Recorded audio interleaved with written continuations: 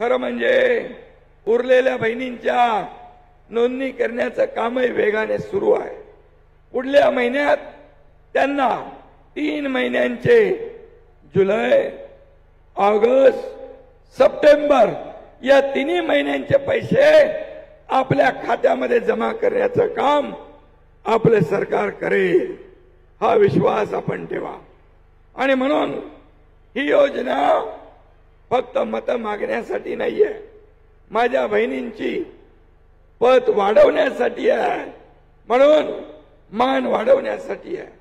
आणि खऱ्या अर्थाने बहिणींची माया काय असते ते आपण या ठिकाणी अनुभवतोय। आणि म्हणूनच ही मुख्यमंत्री माझी लाडकी बहीण योजना, जी योजना यशस्वी होती आहे, पुढे जाते आहे, ही लोकप्रिय होती आहे, यामुळे विरोधकांच्या पोटात दुखू लागलंय।